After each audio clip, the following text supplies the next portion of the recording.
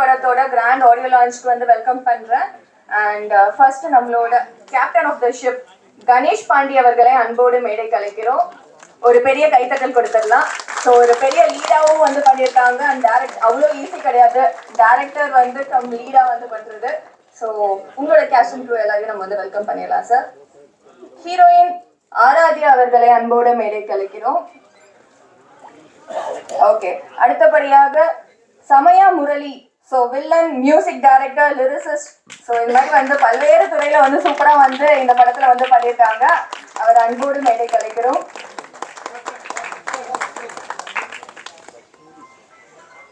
அடுத்தபடியாக முரளி ராதாகிருஷ்ணன், ஸோ வந்து விஜேவா இருந்து ஒரு சூப்பரான ஒரு ஆக்டரா வந்து இப்போ வந்து இருக்காரு. ஸோ அவரை அன்போடு மேடை கலைக்கிறோம்.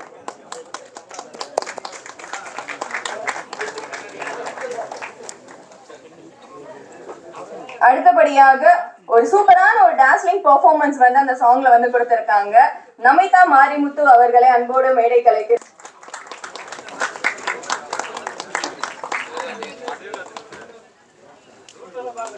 அடுத்தபடியாக சைலண்ட் திரைப்படத்தோட சினிமோட்டோகிராஃபர் செய்யோன் முத்து அவர்களை அன்போடு மேடை கலைக்கிறோம். ஓகே ஓகே ஸோ ஒரு படத்துக்கு வந்து ரொம்ப இம்பார்ட்டன்ட் வந்து பேக்ரவுண்ட் ஸ்கோர். ஸோ அது வந்து ரொம்ப அழகா வந்து கொடுத்திருக்கக்கூடிய ரவி அவர்களை அன்போடு மேடை கலைக்கிறோம்.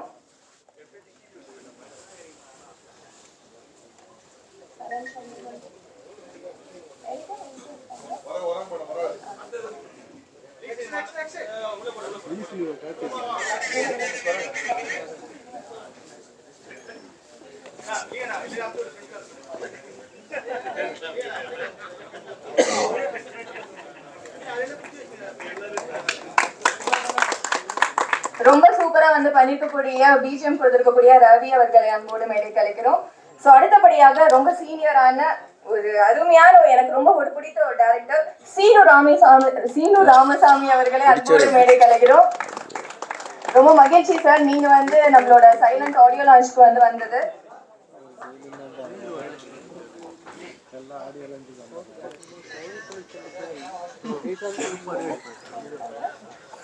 ஓகே, அடுத்தபடியாக Suresh Kamatchi, the producer of Maanaadu film, so வந்து ரொம்ப பிளாக் பஸ்டரா வந்து கொடுத்த ஒரு அருமையான ஒரு ப்ரொடியூசர் அவர்களை அன்போடு மேடை கலைக்கிறோம்.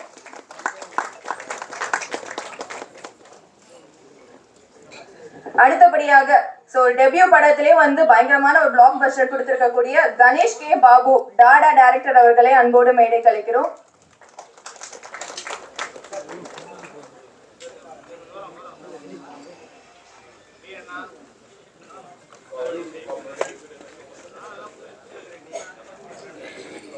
ஒரு பெரிய கைத்தட்டல் கொடுத்துடலாம். ஸோ டாடா படம் வந்து அவ்வளோ ஒரு வெற்றிகரமா வந்து ஓடிட்டு இருந்தது. We welcome you sir.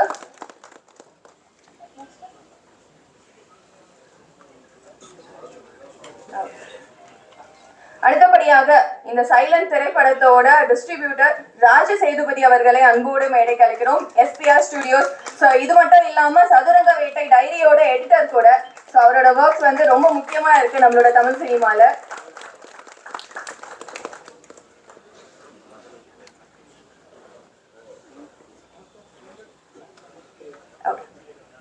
So silent திரைப்படத்துல ஒரு அம்மா கேரக்டர்ல வந்து ரொம்ப சூப்பரா வந்து பண்ணிருக்கக்கூடிய சாந்தி ஆனந்த் அவர்களை அன்போடு மேடை கலைக்கிறோம்.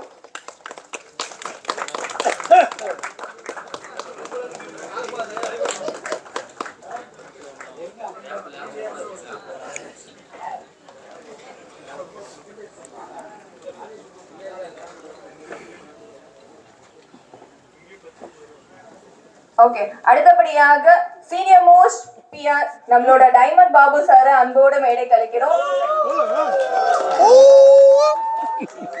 சார் இங்க பயங்கரமான ஃபேன் பேஸ் இருக்கு. Welcome you sir.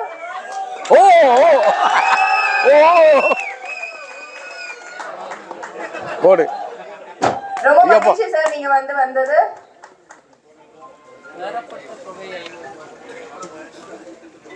எனக்கு என்ன அக்கௌண்ட்ல வரல சார், ஜிபே பண்ண சொல்லுங்க.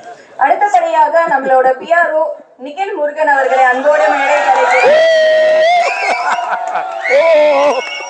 தமிழ் சினிமா எவ்வளவு பாப்புலரோ என்னோட காஸ்டியூம். ஓஹோ We welcome you, sir.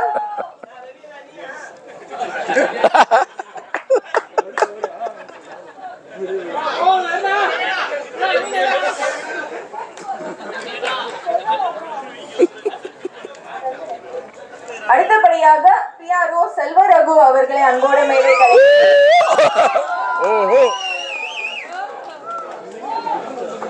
Hemant குருவா ஹேமந்த் சாரோட வந்து ஒரு குரு அவர்கள் அன்போடு மேடை கலைக்கிறோம்.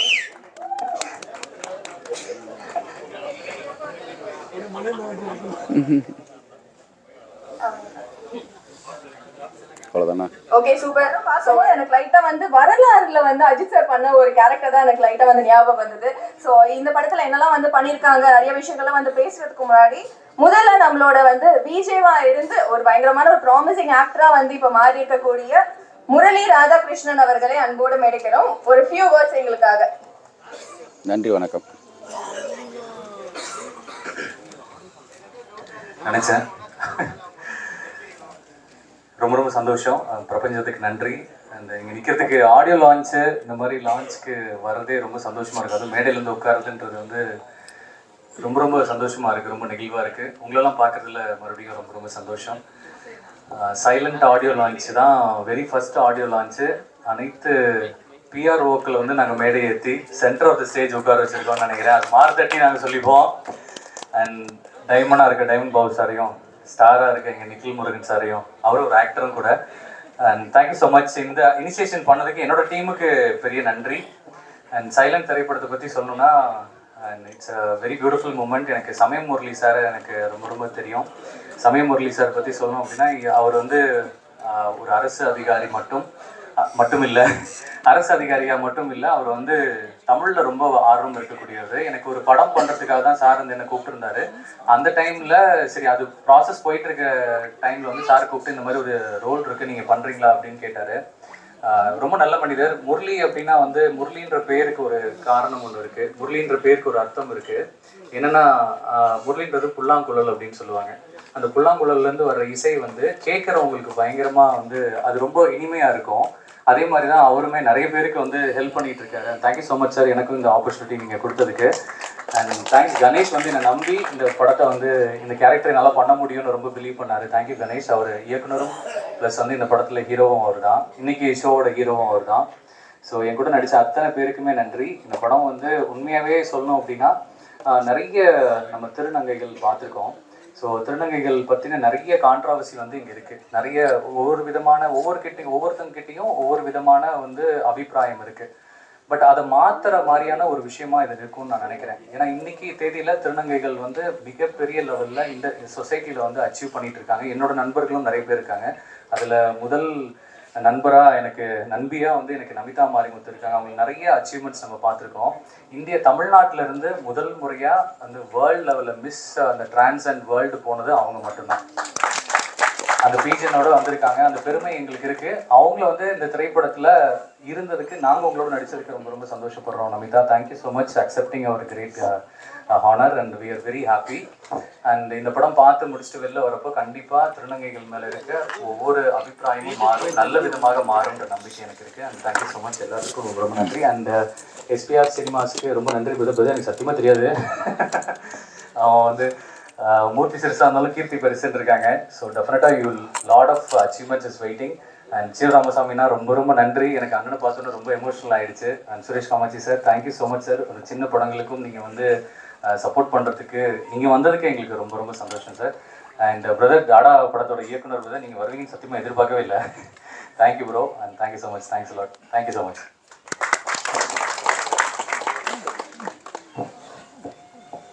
தேங்க்யூ முரளி. ஸோ ஒரு படத்துக்கு வந்து பிஆர்ஓ வந்து ரொம்ப முக்கியம். ஸோ இந்த படத்துல வந்து ஃபர்ஸ்ட் டைம் வந்து பிஆர்ஓவா நம்மளோட ஹேமானந்த் வந்து வந்திருக்காரு. ஸோ அவருக்கு நம்மளோட சினிமா பத்திரிகையாளர்கள் சங்கம் சார்பா ஒரு ஷால்வை வந்து நம்ம வந்து கொடுக்கலாம்னு ஆசைப்படுறோம். ஸோ டைரக்டர் அண்ட் ப்ரொடியூசரா இருக்கக்கூடிய வந்து ஒரு ஷால்வை வந்து கொடுத்தா நல்லா இருக்கும்னு நினைக்கிறேன். ஹேமானந்த் அவர்கள் உறுப்பினரும் பத்திரிகையாளர். நம்ம ஹேமந்த்னாலே பிகே நோட்ஸ் தான். இன்னைக்கு பிகே நோட்ஸ் பெரிய லெவலு. அன்னைக்கு வந்து இனியனும் ஹேமந்தும் தான். இனியனும் எங்க இருந்தாலும் மேடைக்கு வருவோம். ரெண்டு பேரும் தான் அதை வந்து அந்த அளவுக்கு வளர்த்தது. அவருக்கு வந்து நாங்கள் சிறப்பு செய்கிறோம். அவருக்கு வாய்ப்பளித்த இந்த படத்தின் இயக்குனர் அவருக்கும் சால்வை அணிவித்து வரைய செய்கிறோம். நம்ம உறுப்பினர்கள் கிட்ட இருக்கிறவங்க வரோம். எல்லாரும் தான் உறுப்பினரோ. ஒரு பெரிய கைத்தட்டல் கொடுத்துடலாம். ஏன்னா ஃபர்ஸ்ட் டைம் வந்து பிஆர்ஓ அவரோட கரியர்ல வந்து நெக்ஸ்ட் ஸ்டெப்க்கு வந்து போயிருக்காரு.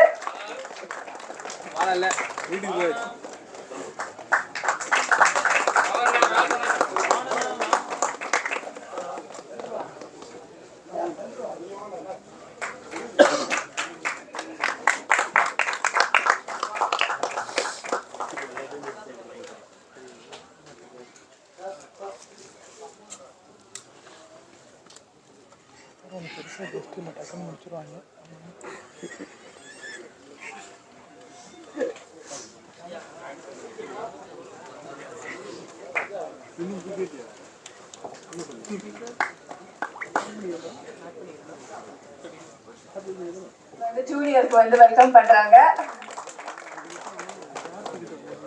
ரொம்ப நன்றி sir and all the best. அடுத்தபடியாக சைலண்ட் திரைப்படத்துல ஒரு டான்ஸ்லிங்கான ஒரு பெர்ஃபார்மன்ஸ் கொடுத்திருக்காங்க.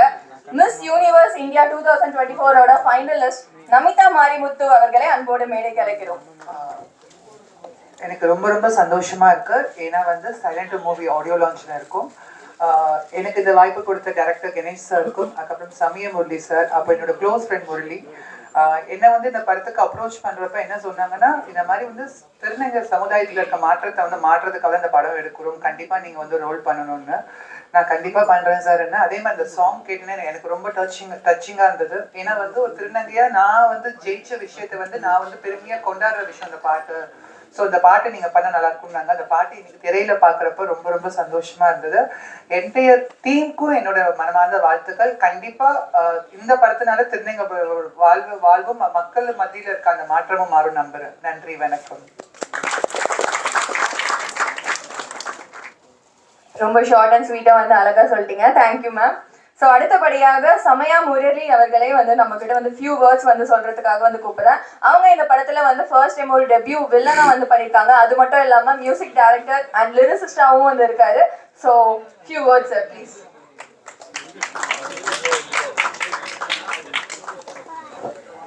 அனைவருக்கும் வணக்கம்.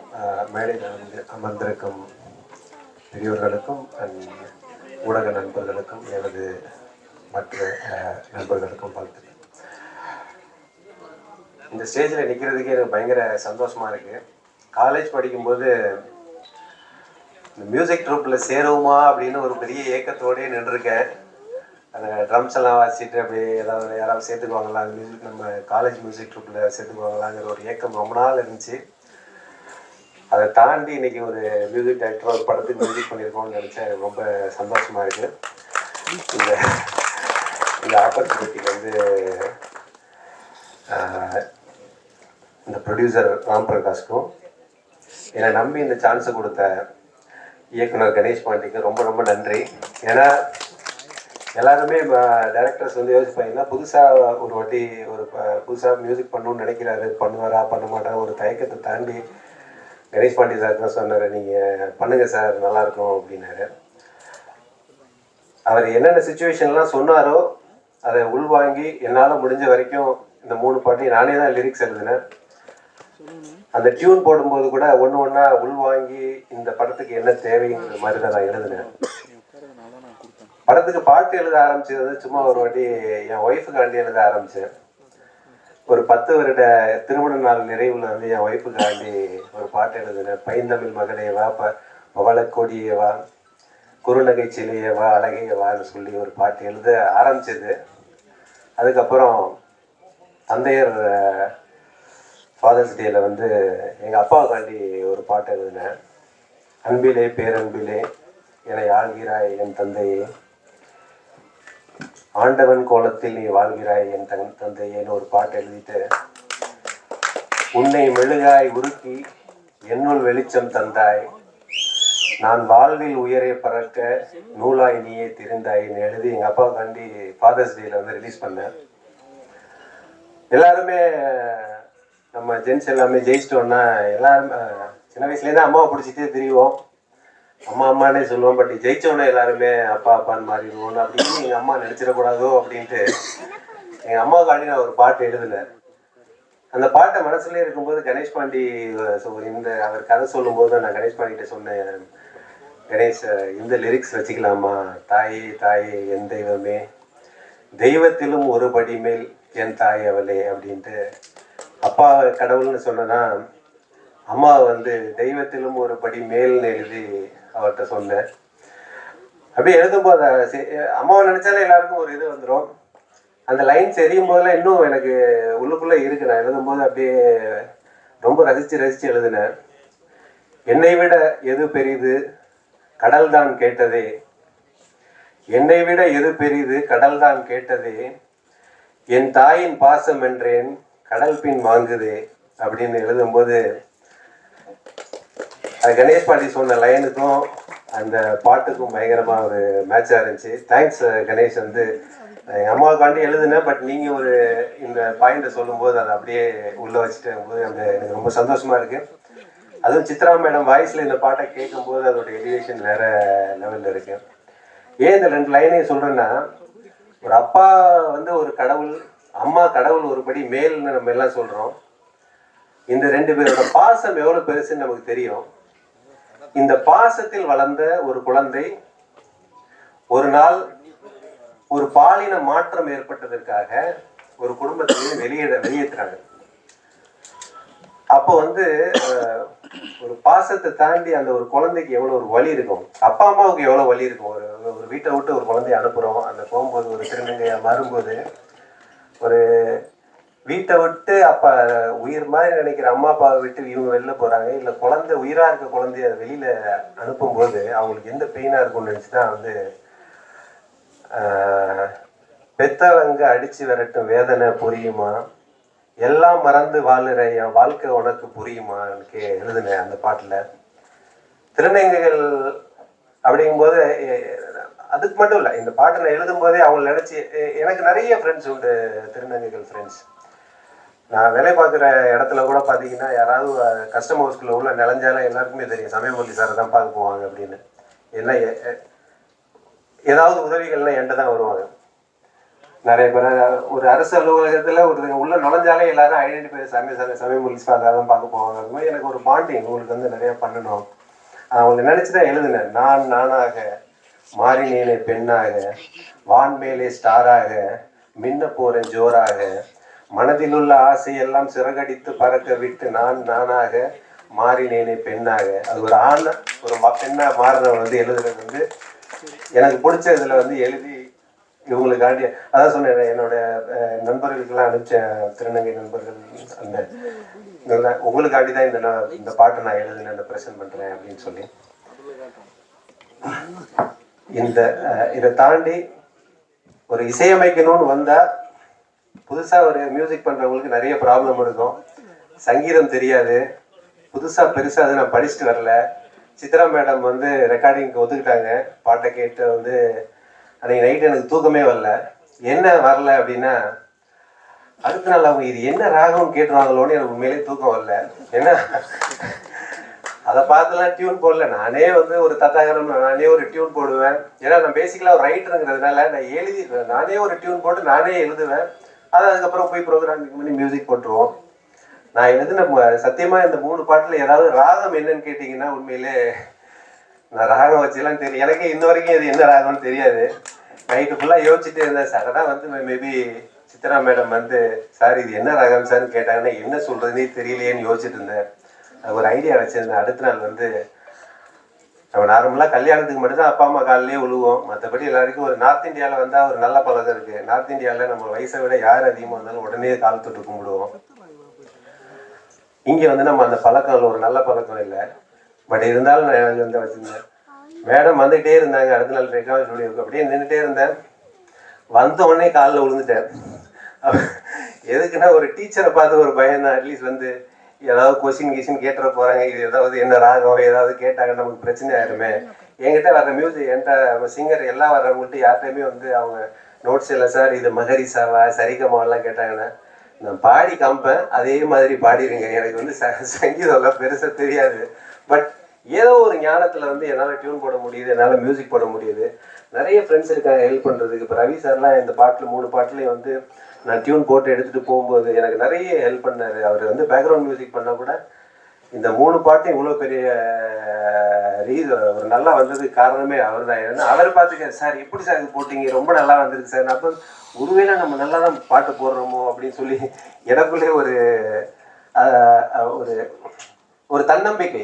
ஒரு சக கலைஞன், ஒரு சக ஆர்டிஸ்ட் வந்து இன்னொரு ஆர்டிஸ்ட் மேலே பொறாமப்படாமல், சார் இந்த டியூன் நல்லா இருக்கு, இது நல்லா பண்ணுங்க, இந்த லைன் நல்லா இருக்குன்னு சொல்லும்போது நமக்கே ஒரு மோட்டிவேஷன். அப்படி வந்தது தான் ஒரு படம் மியூசிக்கு. Thank you Ravi sir, thank you Ganesh. நீங்கள் கொடுத்த சான்ஸ்க்கு இந்த படத்தில் உங்களுக்கு வந்து வெறும் திரை இசை பாடல் 3 மட்டும் தான் மியூசிக் போட்டேன். உங்கள் பாடத்தை பார்த்து, இந்த பாட்டை பார்த்து எனக்கு வாரணாசி எக்ஸ்பிரஷன் சுரேஷ்காந்த்னு ஒரு டைரக்டருக்கு சான்ஸ் கொடுத்து அந்த படத்தில் 5 பாட்டு போட்டிருக்கேன். அது மட்டும் இல்லை, அந்த படத்துக்கு பேக்ரவுண்ட் மியூசிக்கும் நான் தான் பண்ணேன். ஏன்னா இந்த படத்தோட பேக்ரவுண்ட் மியூசிக் பண்ணும்போது ரவி சார் கூட உட்காந்து ஒர்க் பண்ணும்போது யோசிச்சேன், எனக்கு பிடிச்சிருக்கு, எனக்கு பயங்கர இன்ட்ரெஸ்டிங்காக இருந்துச்சு. அப்போ தான் யோசிச்சோம், ஓகே நம்ம வரல சார் இந்த படத்துக்கு நான் பேக்ரவுண்ட் மியூசிக் கொடுத்தேன். என்னை நம்பி கொடுத்தாங்க. இன்றைக்கி அந்த படத்தை மிக்சிங் முடிஞ்சு பார்க்கும்போது டைரக்டரே சொல்கிறாரு நல்லா பண்ணியிருக்கீங்கன்ட்டு. எனக்கே பயங்கர சந்தோஷமாக இருக்குது. திருப்பி காலேஜ் யோசிக்கிறேன், ஒருவேளை அன்றைக்கி ஏதாவது ஒரு 2 பாட்டு 2-3 பாட்டுக்கு ஸ்டேஜில் ட்ரம்ஸ் கிம்ஸ் வாச்சிருந்தேன்னா உண்மையில் சத்தியமாக இன்றைக்கி மியூசிக் டைரக்டராக ஆகிக்க மாட்டேன். சப்போஸ் ஏதாவது கிடைக்கலன்னா எதிர்காலத்தில் ஏதோ அதை தேடி மல்டிப்புளாக போய் எங்கேயோ பண்ண போகிறோன்னு ஒரு நமக்கு ஆண்டவன் விட்டுருக்காருன்னு நினச்சிக்கோங்க. அது மாதிரி இருந்தது தான். ஒன்றுமே இல்லாமல் ஒரு ஏக்கத்தோடு நின்றுருக்கேன். வந்து மியூசிக் ட்ரூப்பில் சேர முடியாத ஒன்று இன்றைக்கி ஒரு மியூசிக்கை பண்ணிட்டேன்னு நினைக்கும்போது அதுக்கெல்லாம் காரணமாக இருக்குது ஆண்டவனை நன்றி கூறி. இந்த ஸ்டேஜுக்கு கட்டாயமாக நான் சொன்னதுக்காண்டி நிறைய பேர் வந்திருக்காங்க. சுரேஷ் பிரதர், சக்தி சீனிவாசன் சார், டாடா டைரக்டர், அதை விட யாரையாலுமே பிடிக்க முடியாத ஒரு ஆள், ஏமா மின்னல்னா மறைஞ்சிருவார் சார், நிக்கில் சார் வந்துட்டீங்க. Thank you so much. எல்லாருக்கும் அனைவருக்கும் வணக்கம், நன்றி, தேங்க்யூ. ஸோ மியூசிக்கோட வந்து பெயர் தெரிஞ்சாதான் வந்து மியூசிக் போடணும்னு அவசியம் இல்லை அப்படின்ற மாதிரி ஒரு பெஸ்ட் உதாரணமா வந்துருக்கீங்க. ரொம்ப நன்றி சார். ஸோ அடுத்தபடியாக இப்போ வந்து நம்மளோட சைலண்டோட ஆடியோ லான்ச் வெளியிடுவதற்காக சீனு ராமசாமி சார் அவர்களை அன்போடு அழைக்கிறோம். ஸோ கூட வந்து சேர்ந்து இப்போ சைலண்ட் படத்தோட ஆடியோ லான்ச் வந்து ரிலீஸ் பண்ணிருக்கோம்.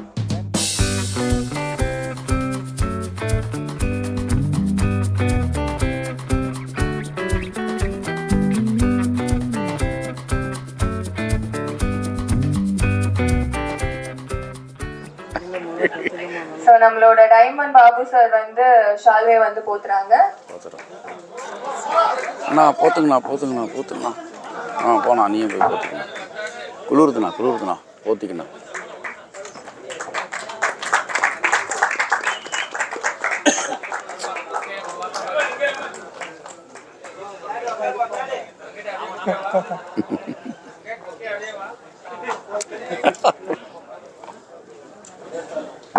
All the best sir. உங்களுக்கும்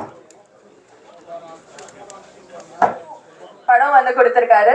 ஸோ கணேஷ் பாண்டி அவர்களை அன்போடு மேடை கிடைக்கிறோம். Few words sir.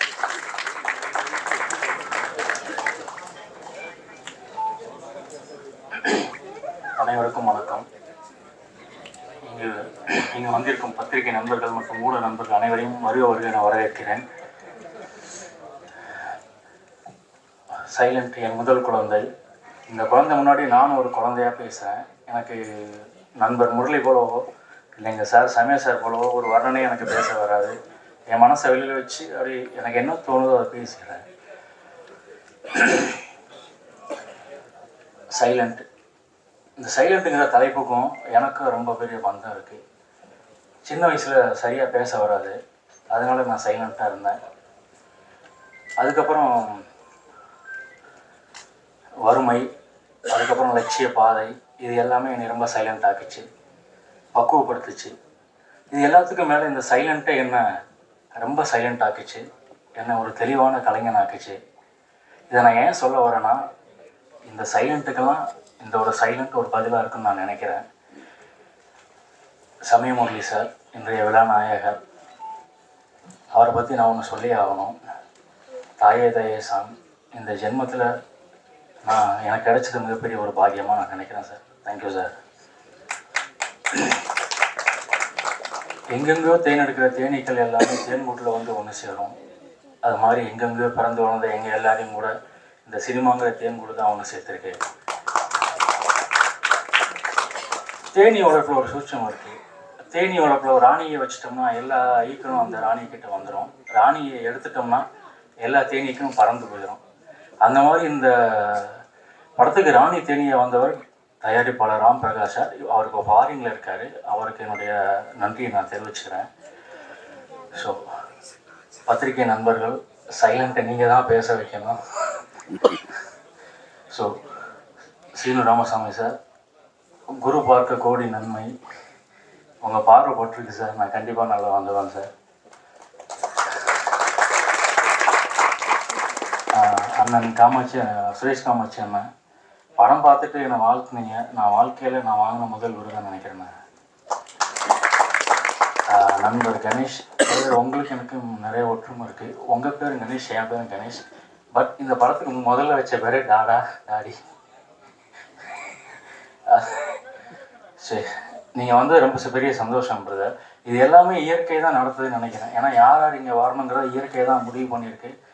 இங்கே வந்த எல்லாருக்குமே நான் என்னோடய பேரண்ட்ஸாக நினைக்கிறேன். ஏன்னா இந்த ஒரு இடத்துல என்னை பார்த்து சந்தோஷப்படுறதுக்கு என் பெற்றோர்கள் இல்லை, உயிரோடு இல்லை. அதனால் அந்த ஸ்தானத்தில் இங்கே வந்த எல்லாருடைய பாதம் தொட்டு நான் உங்களை பெற்றோராக நினைக்கிறேன். எனக்கு இதுக்கு மேலே சரியாக பேச வரல. வணக்கம், நன்றி.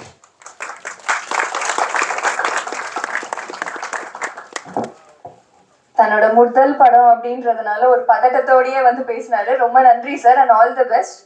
ஸோ அடுத்தபடியாக நம்மளோட சைலண்ட் திரைப்படத்தை, ஒரு சின்ன பட்ஜெட் வந்து படத்தை வந்து எப்பயுமே வந்து ஆதரிப்பார், ஒரு நியூ ஃபேஸாக இருக்கட்டும். ஸோ அது மாதிரி வந்து இன்னைக்கு நம்ம கூட வந்து சீனு ராமசாமி சார் வந்து இருக்காரு. ஸோ அவருக்கு ஹானர் பண்ணுறதுக்காக சமயா முரளி சார் வந்து ஒரு சின்ன ஷால்வை வந்து போட்டிருங்க சார். வந்தது ஒரு ஃபியூ வேர்ட்ஸ் சார். 2 பிஆர்ஓக்கு அனுப்பிச்சிங்கன்னா அந்த பத்திரிகை வரவே வராது. ஒரு நியூஸை ஒரு 2 தெரியாமல் இன்னொருத்தர் அனுப்பிச்சிட்டிங்கன்னு வச்சுருக்கீங்களே, அவர் முன்னாடி போட்டார்னா இவர் போடவே மாட்டார். ஆனால் இன்னைக்கு ஒட்டுமொத்த பத்திரிகையாளர் சங்கத்தின் சார்பாக எல்லா பிஆர்ஓக்களும் மேலே உட்கார்ந்துருக்கிறது. உண்மையை சொல்லணும்னா எங்கள் டைரக்டர் யூனியனில் கூட நான் இதை பார்க்காத காட்சி.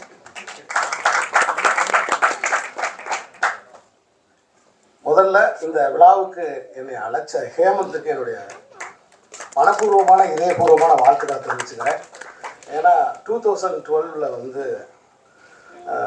ஒரு ஒரு மெலிந்த பையனா, கொஞ்சம் மெலிந்த பையனா மிகைல் நோட்ஸ்லேருந்து ஒரு தம்பி தொடர்ந்து என்னை ஃபாலோ பண்ணி ஒரு பேட்டி நான் அவரும் என்னை எடுத்தாங்க அவங்க. அப்போ நானும் அவரை மாதிரி தான் இருந்தேன். ஆனால் இப்போ பார்க்கும்போது நானும் அவரும் சமமாக இருக்கிற மாதிரி இருக்கேன். ஆனால் அவர் எனக்கு கொஞ்சம் ஜாஸ்தியாக இருக்காங்களா. ஸோ ஹேமந்த் எனக்கு ஃபோன் பண்ணி, சார் நான் பிஆர்ஓ ஆகிறேன் சார், நீங்கள் வந்து என்னை வாழ்த்தணும்னு சொன்னாப்புல. ரொம்ப சந்தோஷப்பட்டேன். ஹேமந்த் ஃபஸ்ட்டு என்னை பேட்டி எடுத்த அந்த நாள் எனக்கு ஞாபகத்துக்கு வந்துச்சு. அடடா, நம்மளை ஃபாலோ பண்ணி நம்மளை வந்து அந்த அந்த படத்துக்காக நமக்கு வந்து நின்னாப்லையே. அதுக்கப்புறம் தொடர்ந்து அதை பற்றி நிறைய ரிவ்யூஸ்லாம் எனக்கு போட்டாப்புல. ஸோ அதை மனசில் வச்சு ஹேமந்த் என்ன படம் ஏது எதுவுமே எனக்கு தெரியவே தெரியாது, நான் வர்றேன் ஹேமந்த்ன்ட்டேன். நேராக கிளம்பி வந்துட்டேன். என்னோடய இதயபூர்வமான வாழ்த்துக்கள் ஹேமந்த். ஒளிமயமான எதிர்காலம் உண்டாகட்டும். என்ன என்ன காரணம் தெரியும் உங்களுக்கு? நீங்கள் பிஆர்ஓ ஆகிற இந்த நன்னாளில், அதாவது இந்த டைகர் ட்ராகன்லாம் ஒரு பட்டங்கள்லாம் கொடுப்போம் இல்லையா, அது மாதிரி நிகில் முருகன் மேடையில் இருக்காப்புல பிஆர்ஓக்களுக்கு. அதே மாதிரி வந்து இவர் இருக்கார், நம்ம டைமண்ட் பாபு சார் இருக்கார்.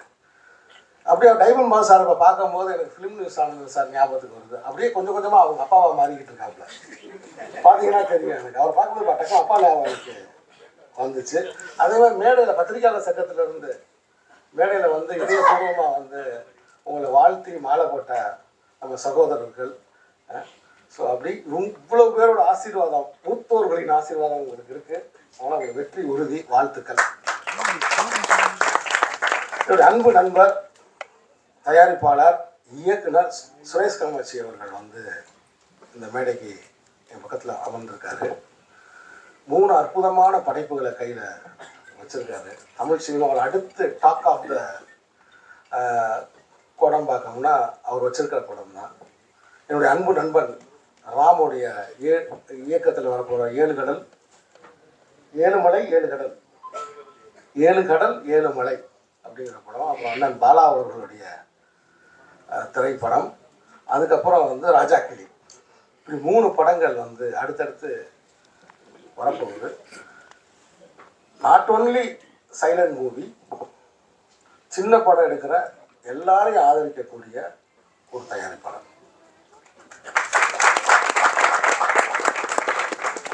என்னுடைய மாமனிதனாக இருக்கட்டும், இந்த கோழி பொன்னை செல்லதுரையாக இருக்கட்டும், அதோட எல்லா லெவல்லையும் வந்து எனக்கு சப்போர்ட் பண்ண ஒரு ப்ரொடியூசர். சின்ன படம்ல, பெரிய படம்ல, ஒரு ஆரோக்கியமான படத்துக்கு, ஆரோக்கியமான முன்னெடுப்புக்கு, இன்னைக்கு குரல் கொடுக்கறதுக்கு, அதுக்காக ஃபைட் பண்ணுறதுக்கு இருக்கக்கூடிய ஒரு ப்ரொடியூசராக என்னுடைய சகோதரர் சுரேஷ் காமாட்சி என்னை பார்க்குறதுல எனக்கு ரொம்ப பெருமையாகவும் இருக்குது, சந்தோஷமாகவும் இருக்குது. அது என்னன்னு தெரியல, இந்த பிரசாத் ராவுக்கு எனக்கு ஏதோ சம்மந்தம் இருக்குன்னு நினைக்கிறேன். இங்கே வந்தாலே எனக்கு தண்ணி தாக வந்துக்கிட்டே இருக்கு.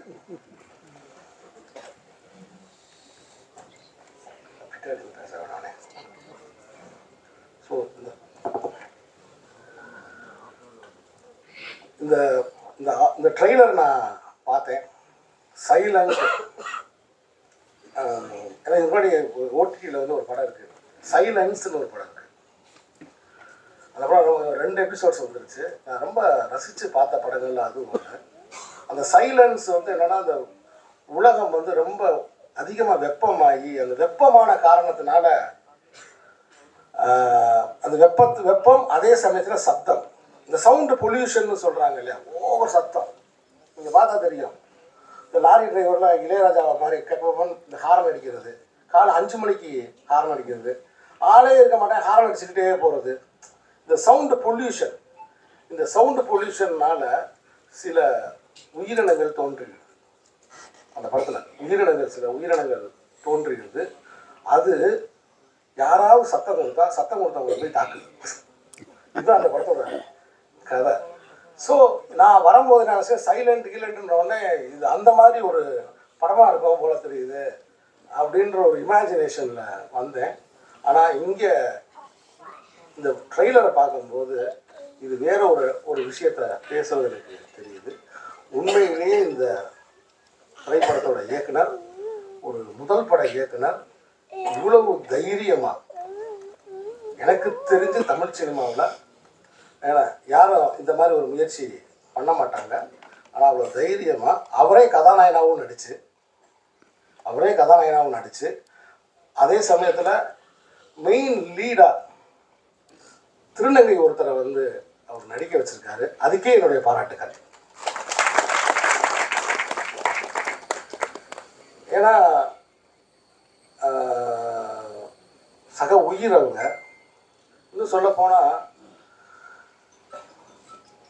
அவங்களுக்கு சந்ததிகளே கிடையாது. இதுதான் கடைசி சந்ததி, அடுத்த சந்ததியே கிடையாது. அவங்க யாருக்காகவுமே செல்வத்தை சேர்க்க வேண்டிய தேவையே இல்லை. அவங்க தனி சொத்து மனப்பான்மையே இல்லாத ஆட்கள்னா எனக்கு என்னை பொறுத்த மட்டும் திருநங்கைகள் தான். ஸோ இந்த நாளைய சமூகத்துக்கு சேர்க்கணுன்ற எண்ணமே கிடையாது. அவங்களுக்கு வேண்டியதெல்லாம் இன்னைக்கு அன்பு தான். தொடர்ந்து என்னுடைய படங்களில், தர்மதுரையாகட்டும், தொடர்ந்து என்னுடைய படங்களில் திருநங்கைகள் சம்பந்தமான ஒரு சிறு பதிவை நான் வச்சுக்கிட்டே இருப்பேன். இந்த கோழிப்பண்ணை செல்லதுறையில் கூட கதைக்கு சம்மந்தம் இல்லாட்டினாலும் சரி, ஒரு இடத்துல ஒரு டிரான்ஸ்ஜெண்டர் ஒரு சாங் ஒன்று, குத்து சாங் ஒன்று வைப்போம் அப்படின்னு வரும்போது, சரி ஒரு ஆரோக்கியமான குத்து சாங்காக வைப்போமே அப்படின்னு டிரான்ஸ்ஜெண்டர்ஸ் அவங்க வாழ்க்கை பிரச்சனையை பற்றி வர்ற மாதிரி ஒரு பாட்டு கூட நான் வச்சுருப்பேன். அந்த மாதிரி இந்த படத்துலேயும் ஒரு பாட்டு தன்னோட வலிகளை, வேதனை ரொம்ப மாடர்னாக, நான் வச்சது ஆண்டிப்பட்டி பாட்டு, இவங்க வந்து ரொம்ப மாடர்னாக அழகாக வந்து இதில் ப்ரெசென்ட் பண்ணியிருக்காங்க. இந்த படத்தோட ஒளிப்பதிவாளருக்கு என்னுடைய பாராட்டுகள். ரொம்ப சிறப்பாக பண்ணியிருக்காங்க. ட்ரெய்லரை பார்க்கும்போது வந்து டீசரை பார்க்கும்போது எனக்கு அதுதான் தெரிஞ்சிச்சு. ஸோ இந்த படக்குழுவுக்கு என்னுடைய பாராட்டுகளை நான் தெரிவிச்சுக்கிறேன். அப்புறம் வந்து தொடர்ந்து வந்து என்கிட்ட வந்து வரும்போதே என்கிட்ட 2-3 பேர் கேட்டாங்க, ஏன்னா நல்லா இருக்கீங்க சார், அண்ணா நீங்கள் அன்றைக்கி பேசுனது ரொம்ப சிறப்பாக இருந்துச்சுண்ணே, நல்லா இருந்துச்சு, இன்னைக்கு இந்த மேட்டரை பேசுங்கண்ணே அப்படின்னாங்க. ஏன்னா அது வர தம்பி சைலண்ட் தலைப்பு இயக்குனர் சொன்ன மாதிரி இங்கே அது ஒரு பெரிய சத்தம் ஆயிடும். என்ன மேட்ரு அப்படின்னு கேட்டேன்.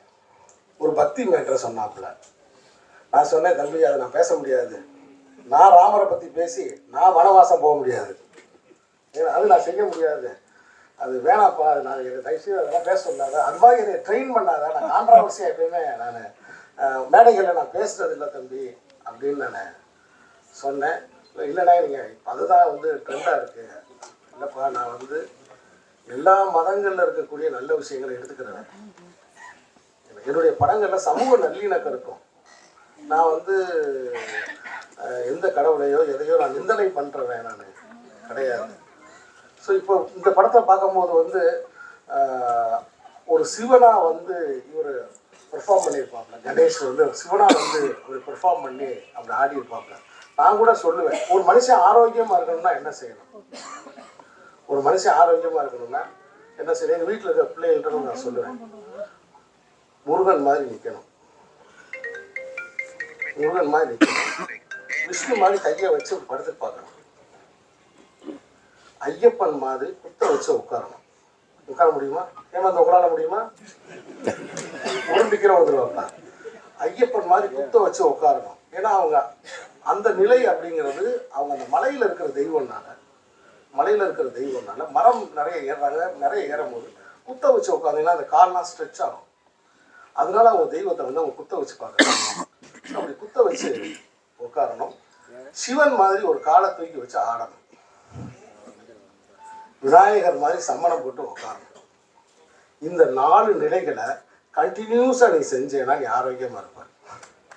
இதை சொல்கிறதுக்கு தான் இந்த தெய்வங்களை இவங்க படைச்சிருக்காங்க.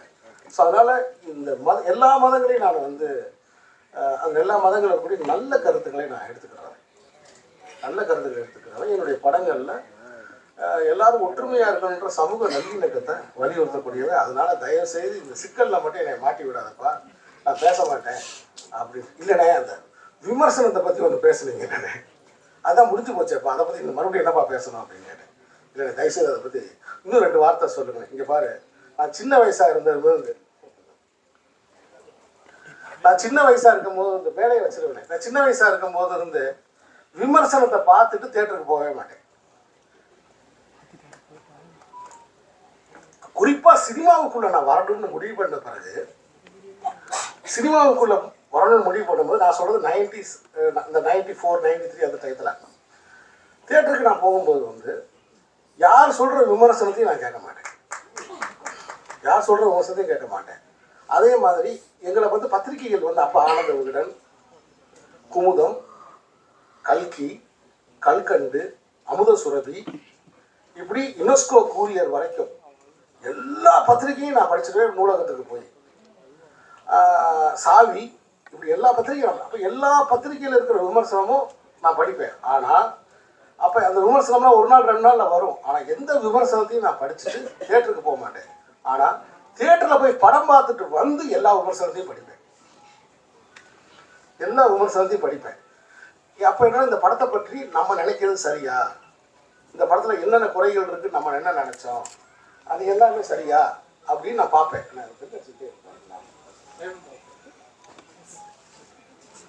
நான் ஓடி போய் எடுத்துருவேன் போல தெரியுது. சரியா அப்படின்னு ஒரு பயிற்சிக்காக திரும்ப நான் படிச்சு பார்ப்பேன். இப்படித்தான் ஒரு படத்தை என்னோட ரூம்மேட்டு சென்னையில் இருக்கும்போது அந்த படம் நல்லா இல்லைன்னு சொல்லிட்டாங்க. முத்துன்னு ஒரு படம், ரஜினி சார் நடிச்ச அந்த முத்து படத்தை அவருக்கு பிடிக்கல போல தெரியுது. இந்த படம் நல்லா இல்லைன்னு சொல்லிட்டாங்க. நான் அதனாலே ஒரு 2 நாள் கழிச்சு போவேன்ட்டு அப்படியே விட்டுட்டேன். ஐயோ உட்கார முடியாது தலைவா அப்படின்னு என்கிட்ட சொல்லிட்டாப்புல. அப்படி சொல்கிறாப்புலட்டு அதுக்கப்புறம் பார்த்தா அந்த படம் பயங்கரமாக ஹிட் ஆகுது. நான் தியேட்டருக்கு போகிறேன், அந்த படம் பிளாக் பஸ்டர் ஆகுது. அங்கே மட்டும் பிளாக் பஸ்டர் ஆகலை, தெற்காசிய நாடுகள் ஃபுல்லாக அந்த படம் பயங்கர ஹிட் ஆகுது. ஜப்பானில் எல்லாத்துலேயும். என்ன காரணம்னா, தம்ம மதத்தில் இருக்கக்கூடிய புத்தரோட கருத்துக்கள் எல்லாம் அந்த படத்தில் இருக்கு. ரஜினி சார் பேசுகிறார், ஒருவன் முதலாளி, உலகில் மற்றவன் தொழிலாளி, இந்த மாதிரி கருத்துக்கள்லாம் அதில் பேசுகிறாரு. அந்த படம் எனக்கு ரொம்ப பிடிச்சிருந்துச்சு. அப்போ முடிவு பண்ணேன், ரூம்மேட்டை கேட்டு சினிமாவுக்கு போகக்கூடாது அப்படின்னு நான் முடிவு பண்ணேன். ஆனால் அப்பையும் சரி இப்பையும் சரி நான் படம் பார்த்துட்டு வந்துட்டு ஒரு 10-15 விமர்சகர்களுடைய விமர்சனங்களை எடுத்து அவங்க என்ன சொல்கிறாங்கன்னு பார்ப்பேன். என்ன சொல்கிறாங்கன்னு அப்படி பார்க்கும்போது நம்ம பார்க்காத கோணத்தில் இந்த விமர்சகர் பார்த்துருக்காரு ஆச்சரியப்படுவேன். இது என்னுடைய பழக்கம், இது நான் நடைமுறையில் வச்சிருக்கிற பழக்கம். மற்றபடி சிறு படங்களுக்கு இப்போ நான் உங்கள் முன்னாடி நிற்கிறேன்னா சிறு படங்கள் பெரிய படங்களை பற்றி எனக்கு தெரியாது. ஏன்னா பெரிய படங்கள் பெரும்பான்மை வியாபாரத்தில் வந்து கரையேறி வந்து நின்றும், தேட்டரில் வந்து கரையேறி வந்து நின்றும், அவ்வளோ விளம்பரம் பண்ணுவாங்க, போஸ்டர் விட்டுருவாங்க, எல்லாமே செய்வாங்க. ஆனால் சிறு படங்களுக்கு கைப்பிடிச்சு மக்களுக்கு அடையாளம் காட்டினதுன்றது பத்திரிகையாளர்கள் தான், விமர்சனங்கள் தான். அப்போ சிறு படங்களுக்கு இன்றைக்கு தேவை வந்து ஆரோக்கியமான விமர்சனங்களும் வழிகாட்டுறதும் தான்ன்றது என்னுடைய தாழ்மையான கருத்து. ஏன்னா இப்போ சமீபத்தில் வந்து பராரின்னு ஒரு படம், புதுமுகங்கள் நடித்த பராரின்னு ஒரு படம் ரொம்ப ஒரு சென்சிட்டிவான ஒரு இஷ்யூவை வச்சு நல்லா இருக்குன்னு சொல்கிறாங்க. ஆனால் அந்த வாசலில் வச்சு அந்த ஆடியன்ஸ் ரிவ்யூ கேட்பீங்க இல்லையா, அந்த மாதிரி ரிவ்யூஸ்லாம் நிறைய வராதனால அந்த படம் தேட்டருக்கு வந்திருக்கானே தெரியாமல் போயிடுச்சு. அதனால் என்னுடைய தயாரிப்பாளர் சங்க தயாரிப்பாளர் சங்கத்தோட தொடர்பில் இருக்க சுரேஷ் காமாட்சி அவர்கள் மேடையில் இருக்காரு. ஒரு இயக்குனராக நான் கேட்டுக்கிறது, சில கட்டுப்பாடுகளோட ஏன்னா அவங்களுக்கும் நிறைய பொறுப்பு இருக்குது, சில கட்டுப்பாடுகளோட தயவு செய்து தியேட்டர் வாசலில் ரிவ்யூ பண்ணுவதற்கு அனுமதிங்க.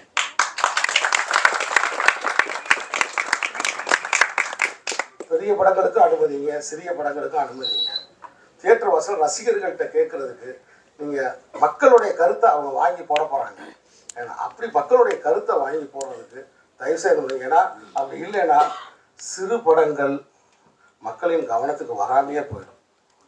அந்த படத்தில் என்ன நல்லது இருக்குது என்னது இருக்குன்றத கொஞ்சம் உரத்து, எப்படி என்னுடைய தென்மையர் பருவக்காட்டெலாம் சின்ன படம் தான், இந்த கோழிப்பானை செல்லத்துறையெல்லாம் சின்ன படம் தான், இந்த படங்கள்லாம் நீங்கள் எப்படி குரல் கொடுத்தீங்க, நீங்கள் குரல் கொடுத்தனால தான் அந்த படம் இன்னைக்கு 25 லட்சம் பேர் பார்த்துருக்காங்க ஓடிடியில். அவ்வளோ மக்களுக்கு போய் அது ரீச் ஆகிருக்கு. இப்போ ஏன்ட்ட கூட கேட்டாங்க, நீங்கள் அடுத்து என்ன பண்ண போகிறீங்க அப்படின்னு கேட்டாங்க. அடுத்து நான் ப்ரொமோஷன் பண்ண போகிறேன்.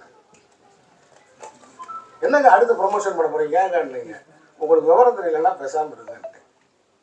பல பேர் என்ன வந்து இணையதளங்களில் நிறைய நெகட்டிவ் கமெண்ட்ஸு, அவங்க தான் அறிவாளி நினச்சிட்டு சில கருத்துக்களை சொல்கிறாங்க. அது கிடையாது உண்மை. ஒரு ஜன்னலில் ஒரு புறா நிற்குது, அந்த புறாவை எத்தனை பேர் பார்க்க போகிறாங்க, எத்தனை பேர் பார்த்தா எவ்வளோ ரூபா வரப்போகுதுன்றதான் பாயிண்ட்டு. அப்போ நான் ஊரையே கூட்டி அந்த புறாவை பார்க்க வைக்கிறது தானே அந்த புறாவை வளர்க்குறவனோட வேலை. அதுதான் அந்த படைப்புக்கு நான் செய்கிற தர்மம். அதை தான் இப்போ நான் செஞ்சுக்கிட்டு இருக்கேன். ஒரு வியூ பார்த்தா இவ்வளோ ரூபான்னு சொல்லிட்டாங்க, அதெல்லாம் இங்கே சொல்ல விரும்புகிறேன். நான் ஒரு வியூ பார்த்தா இவ்வளோ ரூபான்னு சொல்லிட்டாங்க. அப்போ 1 கோடி பேர் பார்த்தா 7 கோடி தமிழர்கள் இருக்காங்க. அப்போ சீனிராமசாமி தர்மதுரை எடுத்திருக்கான், மாமனிதன் எடுத்திருக்கான், தொடர்ந்து நல்ல படத்துக்காக அறம் சார்ந்த படத்துக்காக நின்றுருக்கான். அவன் என்னடா சொல்லியிருக்கான் அப்படின்னு சொல்லி 1 கோடி தமிழர்கள் அந்த அமேசான் ஓடிடி ஓப்பன் பண்ணி பார்க்க மாட்டாங்களா? அப்போ என்னுடைய வேலை என்னன்னா, இந்த படம் இங்கே இருக்குன்ற அவங்களுடைய கவனத்துக்கு கொண்டு போகிறது தான். அப்படி கொண்டு போனாலே போதும். ஷேர் இட்ன்ற பேசிஸ்னால நம்ம கொடுத்துருக்கோம். அதனால தான் தொடர்ந்து நான் வந்து எல்லாத்துலேயும் போட்டுக்கிட்டே இருக்கேன், இந்த படத்தை பாருங்க பாருங்க பாருங்கன்னு சொல்லி போட்டுக்கிட்டே இருக்கேன். ஒருத்தர் முகநூலில் கீழே கமெண்ட் போட்டிருக்காரு, நான் ஒரு அமௌண்ட் போட்டிருந்தேன், அப்போ இன்னைக்கு ராத்திரி உங்களுக்கு அந்த ரூபாய் உங்களுக்கு வந்துரும்னு போட்டிருக்கேன். அப்போ ஓப்பன் பண்ணி பார்ப்பாருன்னு அர்த்தம், ஓப்பன் பண்ணி பார்ப்பாருன்னு அர்த்தம். அதனால சைலண்ட் மூவிஸ் உலகம் எங்கும் நீங்கள் பேசப்படுவீங்க. ஏன்னா இந்த மாதிரி கண்டென்ட்டுகளுக்கு தான் இன்னைக்கு பெரிய வரவேற்பு இருக்குது. உலகமெங்கும் நீங்கள் பேசப்படுவீங்க அப்படின்னு நான் ரொம்ப ஆழமாக நம்புகிறேன், வாழ்த்துறேன். இந்த புதிய படம், இந்த புதிய கலைஞர்கள், ஏன்னா நான் எப்பயுமே யாரையுமே குறைச்சி மதிப்பிட மாட்டேன். திண்டுக்கல் அலெக்ஸ் எனக்கு ஒரு நண்பர் இருக்கார். அவர் ஒரு நாள் என்னை வந்து ஒன்றை மட்டும் பேசுறேன், ஏன்னா நான் பேசுறது எய்த்தாப்புல உட்காந்துருக்கிறவங்களேன்னு உங்களுக்கு தெரியும். திண்டுக்கல் அலெக்ஸ் என்னுடைய நண்பர் ஒருத்தர் இருந்தார். ஒரு நாள் வந்து அப்போ வந்து என்னை பணம் கொடுக்கணும் வான்னு சொல்லி கூப்பிட்டார் ஒரு ஆளுக்கு. சரி நான் வரேன், அப்போ சின்ன பையன் கூட வந்தேன். வந்தால் அவர் ஒரு ஜீப் ஒன்று வச்சுருப்பாரு எப்பயுமே, அந்த ஜீப்பில் தான் என்னை கூப்பிட்டு வந்தாங்க. Location manager, Dindigul location manager. Batlagundu bus ஸ்டாண்டில் 2 பேர் நின்னாங்க. ஒருத்தர் ஒல்லியாக நின்னார், ஒருத்தர் வந்து கொஞ்சம் அவரோட கொஞ்சம் பரவாயில்லன்ற மாதிரி இருந்துச்சு, கண்ணாடி போட்டிருந்தார். 2 பேரையும் பாரு, என்னண்ணே இல்லைப்பா இவர் தான் டைரக்டர், இவர் ஹீரோ, இவருக்கு நான் பணம் கொடுத்துருக்கா, அவங்க அப்பா ஃபோன் பண்ணி பணம் கொடுக்க சொன்னார், அதான் அந்த ரூபாய் கொடுத்துருக்கான். யாருண்ணே ஹீரோ? அப்படியாண்ணே, நான் அப்போ கொஞ்சம் ஃபாரின் ஃபிலிம்ஸ்லாம் நான் கொஞ்சம் பார்த்தேன், வெளிநாட்டு படம் மாதிரி எடுப்பாங்க போல தெரியுது அப்படின்னு வச்சுட்டு ரொம்ப ஆச்சரியமாக பார்த்தேன். நான் அன்றைக்கி ஆச்சரியமாக பார்த்தவர் வந்து தனுஷ். பக்கத்தில் இருந்தவர் செல்வராகவர், அன்றைக்கி பக்கத்தில் இருந்தவர் செல்வராகவர். இது தனுஷ் அவர்கள்ட்டையும் நேரில் பார்க்க போய் நான் சொன்னேன். ஸோ அப்போ திண்டுக்கல் அலெக்ஸ் வந்து கஸ்தூராஜா சார் பசங்க அப்படின்னு சொல்லி பணம் கொடுத்துட்டு அவங்க வாங்கிட்டு ஒரு கார் எடுத்துகிட்டு மேலே போயிட்டாங்க. ஸோ ஆனால் இன்னைக்கு ஒரு நடிப்பு அரசனா அவர் சாதித்த சாதனைகள் எவ்வளோ, அது மாதிரி தான் முதல்ல முளைக்கும் போது யாரையுமே இந்த உலகத்தில் இருந்து யாரையுமே நான் குறைவா நினச்சதில்லை. இந்த ஒரு டைரக்ஷன் பண்ணி ஒரு திருநங்கையாக நடித்து இந்த படத்தில் நீங்கள் வந்து ஒரு ஒரு திரைக்கதை வசனம் இன்னொருத்தருக்கு வந்து வாங்கி ஒரு பாடல்களை நீங்கள் பயன்படுத்தி ஒரு திரும்ப நீங்கள் கொண்டு வந்திருக்கீங்க அப்படின்னா அதுவே மிகப்பெரிய சாதனை. உங்களுக்கு ஒளிமயமான எதிர்காலம் உண்டாக இப்போ இவ்வளவு நேரம் ஒரு உரையை பொறுமையாக கேட்ட உங்களுக்கு என்னுடைய அன்பு வணக்கம். தயவு செய்து 2 வரியை மட்டும் கட் பண்ணி போட்டு கதையை முடித்து மிக தாழ்மையுடன் கேட்டுக்கொள்கிறேன். அதாவது ஒன்றும் இல்லைங்க, என் படத்தை பற்றி ஒரு இதை கமெண்ட் போடுறேங்க. எனக்கு இப்போ தான் பயங்கரமான அனுபவம்லாம் உண்டாகுது. போட்ட உடனே கீழே வந்து ஒருத்தன் ஒரு கெட்ட வார்த்தையில் இதெல்லாம் ஒரு படமா அப்படின்னு கேட்டு டப்புன்னு கமெண்ட் போட்டாங்க. போட்ட 2வது நிமிஷம் போட்டாங்க. போட்ட உடனே நான் அதை எடுத்து பார்த்தேங்க. இந்த பையனை நம்ம எங்கேயோ பார்த்துருக்கோம், இவனை எங்கேயோ நம்ம பார்த்துருக்கோம், இவன் பேர் எங்கேயோ கேள்விப்பட்டிருக்கோம். ஏன்னா அவனை விட்டு பார்க்குறேன். எனக்கு ஞாபகம் வந்துச்சு கொரியர் ஆஃபீஸ். கொரியர் ஆஃபீஸில் இந்த ஒரு பையன் நம்ம பார்த்தோமா ஞாபகம். வடமலைக்கு நேராக வந்து டிரைவரில் பைக் எடுத்துக்கிட்டு நேராக வந்துட்டேன். 11 மணி ஞாயிற்றுக்கிழமை வந்தால் அவங்க கொரியர் ஆஃபீஸை அவங்க திறந்துருக்காங்க, வேலை செஞ்சுக்கிட்டு இருக்காங்க. இந்த பையன் உட்காந்துருந்தான். ஏடா தம்பி வாங்க வாங்க அப்படின்னா, அம்மா எதுக்குடா இப்படி கமெண்ட் போட்டாங்க, இதுவாண்ணா இது என்னடா அது, ஓ இது உங்க படமாண்ணா? சூப்பர். ஆமாடா என் படம் தான்டா. ஏன் இந்த கமெண்ட்டை போட்ட நீ மொக்கேன்னு போட்டிருக்கிய, இதெல்லாம் ஒரு படமானு போட்டிருக்கிய, ஏன் இந்த இதை போட்டடான்னு நான் கேட்டேன். உடனே சாரிடா நான் அந்த படம் இன்னும் பார்க்கலண்ணா. சரிடா பார்க்கல ரைட்டு, பார்க்காத படத்தை எப்படா நீ மொக்கேன்னு போடுவேன்னு கேட்டேன். இல்லைண்ணா என் ஃப்ரெண்டு எஃபியில் எழுதியிருந்தாண்ணா. யாரும் அவன் ஃப்ரெண்டுன்னு பேசிக்கிட்டு போய் என் ஃப்ரெண்டு வந்துட்டான். ஏன்னா அன்றைக்கி 12 மணி வரைக்கும் தான் கடையை மூட்டிட்டு கூட்டு போகிறது. என் ஃப்ரெண்டு வந்துட்டான், அவனை பிடிச்சிட்டேன். டேய் அவன் என்ன சொல்கிறான், நானும் இன்னும் படம் பார்க்கலண்ணா, நான் வந்து இன்னொருத்தனோட இதை ஸ்டேட்டஸை நான் ஷேர் பண்ணிடுறேன், அதை பார்த்துருக்கேன், அதனால தான் நாங்கள் போட்டோம், சாரிண்ணா நாங்கள் டெலீட் பண்ணிடுறோம்ண்ணா. நீ டெலீட் பண்ணோட தேவையில்லை, நான் பிளாக் பண்ணிட்டேன். சரியா, தயவுசெய்து இதுவே படத்தை பார்த்துட்டு அதை பற்றி கருத்து போடுங்கடா, ஏன்னா உங்களோட கொரியருக்கே நான் வரமாட்டேன் அப்படின்னேன். சரிங்கண்ணா.